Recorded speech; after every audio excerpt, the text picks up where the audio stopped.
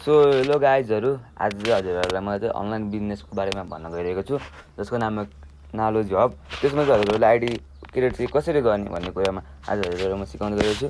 सर्वप्रथम हजुर क्रोममा गुगलमा जाने, त्यसपछि सर्च बारमा गइसकेपछि नालोजी हब नेपाल सर्च गर्ने, सुरुको आउँछ यस्तो। नालोजी हब नेपाल हानिसकेपछि है त नालोजी हब नेपाल सर्च गर्ने, यस्तो प्लेटफर्म आउँछ हेर्न सक्नुहुन्छ। बुझ्नुभयो नि, यस्तो प्लेटफर्म आउँछ। यसमा क्लिक गर्ने, गरिसकेपछि अहिले चाहिँ कुन प्याकेज किन्ने, कोर्स प्याकेजमा छैन। हजुरले चाहिँ मेरो प्रमो कोड युज गर्नुभयो भने चाहिँ 13% चाहिँ डिस्काउन्ट पाउने हुनेछ। हजुरले चाहिँ यो गेट स्टार्ट, हजुरले सुरुमा चाहिँ यो गेट स्टार्ट गर्ने। गेट स्टार्ट गरिसकेपछि चाहिँ प्रमो कोड युज गर्नुभयो भने 699 लिनु मिल्छ। यो चाहिँ यो हेर्न सक्नुहुन्छ, यो चाहिँ यो छ नि, यसमा हजुरले ध्यान दिनुपर्ने हुन्छ। लास्ट ध्यान दिनु कुरा हो यसमा। यो चाहिँ यो KH म हजुरले कमेन्ट बक्समा हालिदिन्छु। लास्टमा गएर चाहिँ के हाल्नु भन्दाखेरि चाहिँ यस लेख्ने, यसलाई फालिदिने। फालिसकेपछि स्पोन्सर नेम आइसक्छ यहाँ, बुझ्नुभयो नि। यसमा चाहिँ यस लेख्ने अनि यस फालिदिने। अनि यो नि हजुरको नेम के हो गर्नु सर्च। म पेजिङ खत्री लेख्न गइरहेको छु। खत्री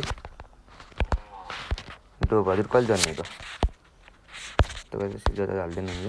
त्यसको नम्बर चाहिँ यहाँ लेख्नु पर्ने हुन्छ। नम्बर मैले चाहिँ मम्मीको नम्बर लेख्छु, 974141 तपाईँको डिस्ट्रिक्ट जहाँ राख्दैन डिस्ट्रिक्ट। हजुरको पासपोर्ट चाहिँ जसको पनि 1 2 4 5 6 7 8 हुन्छ।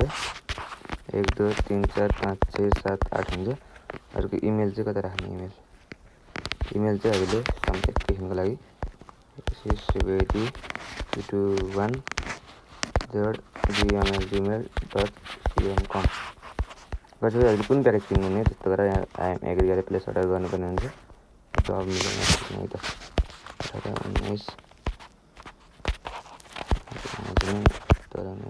डन यसरी गरिसकेपछि प्लेस अर्डर गर्नुपर्ने हुन्छ।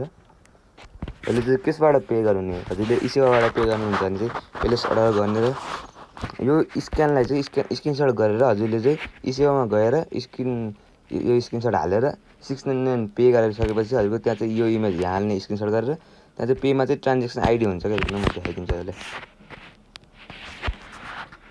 यस्तो चाहिँ हुन्छ हेर्नु है, त्यहाँ यो ट्रान्जेक्सन आइडी हुन्छ नि। यो ट्रान्जेक्सन आइडी डन गर्ने र ट्रान्जेक्सन आइडी हुन्छ यहाँ, बुझ्नुभयो नि। यो चाहिँ कपी गरेर चाहिँ यहाँ हालिदिनु र हजुरले सेन्ड गरिदिनु, बुझ्नुभयो नि।